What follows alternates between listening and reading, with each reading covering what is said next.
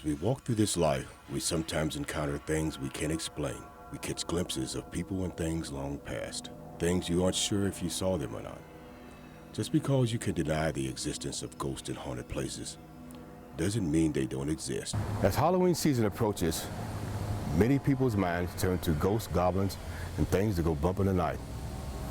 In St. Joseph, Missouri, and nearby Atchison, Kansas, people believe that there's areas of town and houses that are haunted. Are they or not? Nicole Radke and Marianne Podrasky know about spirits. The two St. Joseph mediums have both seen their share of haunted people and places. We've each had our own experiences, from the time that we were young. Here I live downtown and had a lot of experiences in my home, as well as my husband and my kids got involved in a paranormal group here in town, and that's how Marianne and I met. That was about 6 years ago. Miss Radke and Miss Podrasky said more than a few homes in St. Joseph are haunted. For privacy's sake, the two won't name private residences. However, there are some public places that are reputed to be haunted. I don't always like the word haunted. I like occupied, because it's not just a living energy, it's a residual. It's imprinted into the entire makeup of the building and the area.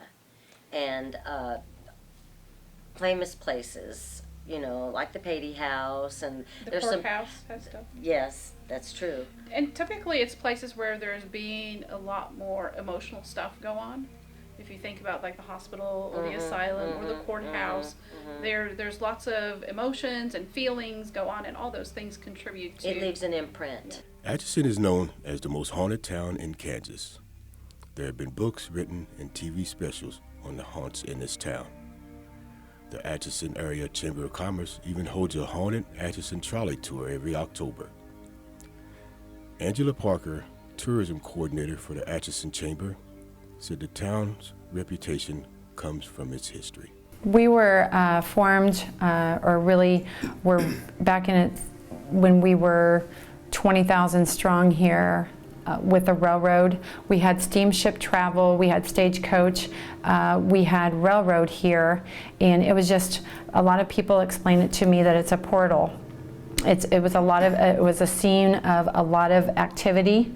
And because so many people are coming to see some of this paranormal activity, it attracts the paranormal here as well. Mcintire Villa is one of the houses on a haunted house tour. The Halloween touches are mere decorations. The spirits here are real. The family here has experienced several things. Doors slamming, and the difference with that is that they have pocket doors, so they shouldn't hear slamming doors. Footsteps, and I've had several tour groups as they come by, they've caught images of humans or something that appears to be human in the window up there when they don't use that except for storage, and they know that their family knows that they're not up there. Perhaps the most famous house on a haunted Atchison tour is the Sallie House. The story goes, a 6-year-old girl named Sallie, who lived in a house in the 1870s, suffered from acute appendicitis. The doctor who was brought into the house to perform the surgery did not fully numb the young girl. She died an agonizingly painful death. Her spirit manifests itself in many ways. And in the nursery area, the toys will move. They've moved on me on a couple of occasions. Whether ghosts are real or imagined, it's nice to believe in them on a chilly night in October. For Fox 26 KNPN and the St. Joseph News Press, I'm Alonzo Weston.